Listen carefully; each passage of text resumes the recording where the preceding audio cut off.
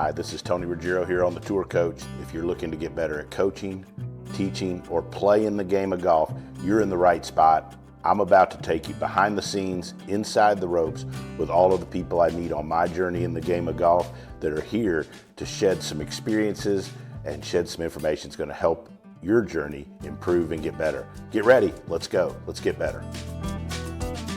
All right, so here I am. It's Content-a-Palooza, PGA Show.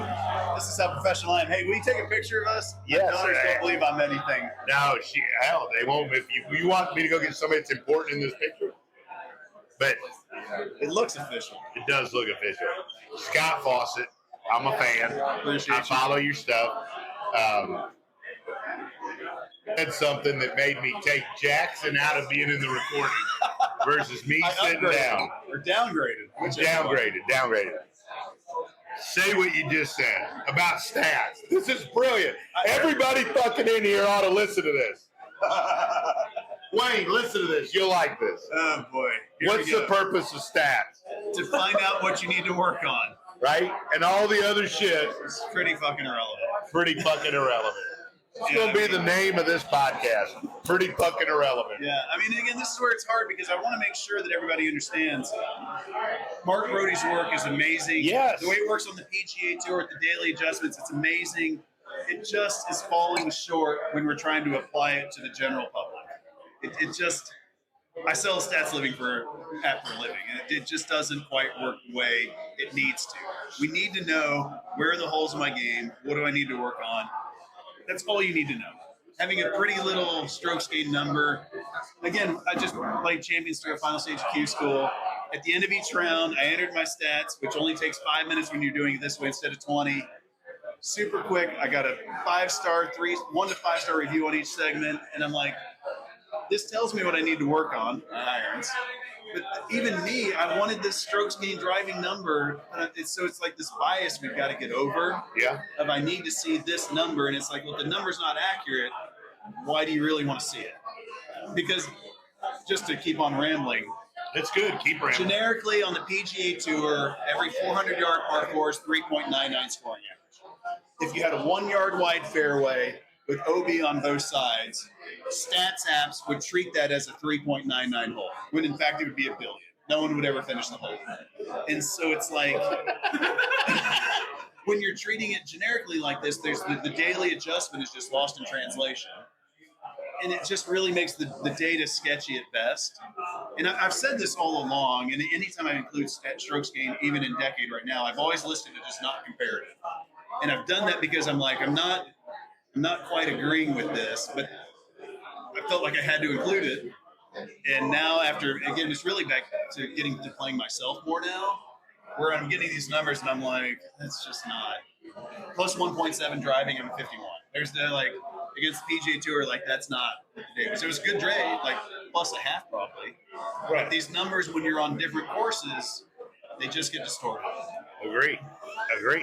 And I think, you get these overactive parents nowadays, right?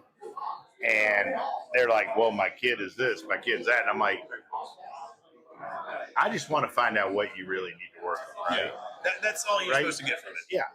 And like, you can't go, well, little Johnny this week, though, was awful from inside 100 yards. Yeah. Well, like, normally he's pretty, I mean, it was Look just up variance. right? It's a tough golf course. Yeah. Right? And it was windy that day, whatever. Like, I agree 100%. Yeah. How are we going to fix it? How are we going to help people? Again, this is where, like, What are you doing to help I always people hate to be figure this shit salesy, out? but our new interface that we've created in Decade is... That's what we're here for, you sales. Well, yeah. You tell me what you made on the hole. Like, literally, you say, I shot 75, I played Entry Country Club.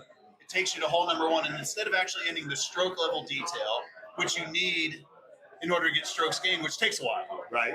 You would tell me, I made eagle to double bogey plus, penalty off the tee, 2 chips, bogey inside 150, green in regulation, and then the strokes gain putting's pretty good. Like, strokes gain putting really works across the board, generically, even just using the benchmarks. And really what you want to look for when you're looking at that, there's just a trend. I've been a -2 guy the way I'm tracking it, and now I'm -1, I'm improving, or now I'm -3, I'm not. Yeah. we're looking for trends. But then from the new interface, I can look at combinations of if your penalty off the tee was a little high, your greens and regulation was good, your putting was fine against your peer group, but we need to work on our tee shots. And your iron game is probably actually really good if your greens and regulation was good, while your penalty was high. So like there's combinations, like 7 data points we're tracking now, and the permutations of that is a very big number of combinations of all those. And we've worked out, I mean, literally, it's not math, just if this is good and these are bad, then it's probably this. If this is bad and these are good, it's probably this. And so now you just enter your data. And like I say, at the end of each round, you just get a report card. It's funny, I came with this, I was on some app and it popped up, you want to leave us a review? And it was like these just 5 empty stars. And I'm like, that's what it needs to be. 5 empty stars. Well, so now you just, when you get a report card after each round, that here's your last round, here's your last 5, here's your last 10. If you have 3 stars, that means you performed in line with your peer group and your scoring average.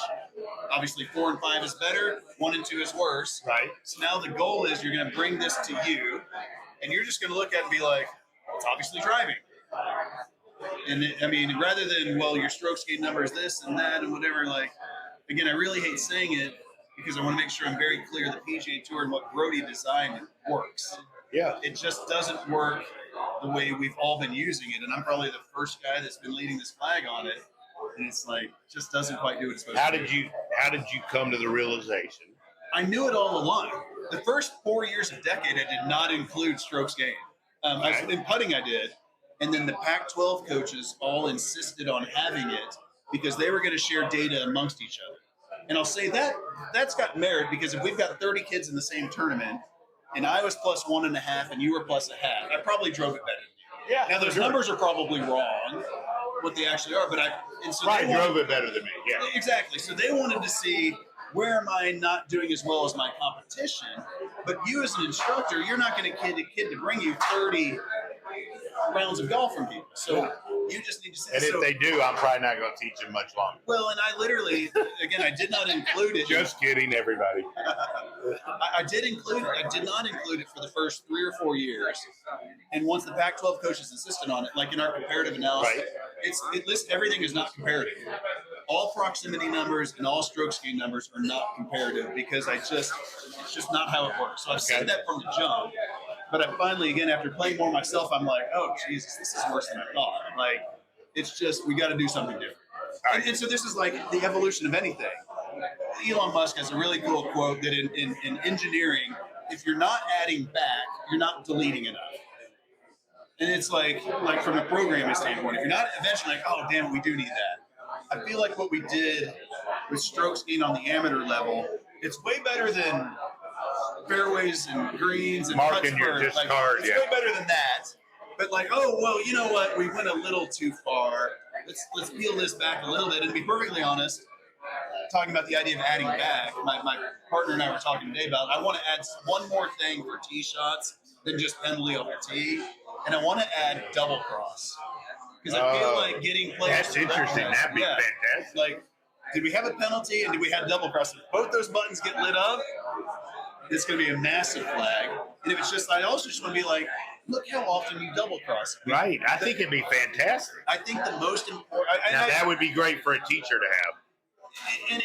And as a player and a guy who's very harps on just hitting the same thing over and over again, once you get the ball, I do believe the most important fundamental in golf, like in actual ball striking and play, is the ball going the way you meant it to. I mean, you can have a pretty big miss if it went the way you meant to. So like I fade every shot. If all of a sudden I'm going to try to draw one, well now I've aimed it further right and I've hit a block cut. That's a big problem. Big deal. And as long as the ball moved the way you were intending it, it's probably going to work out. Last question. All right. You see a lot of data.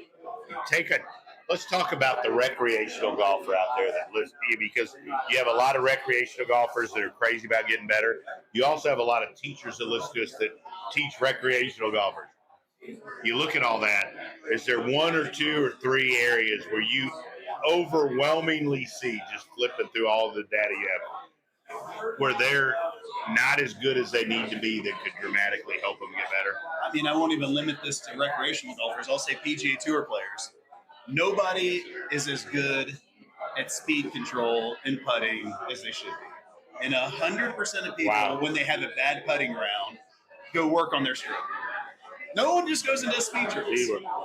And it is almost always your speed.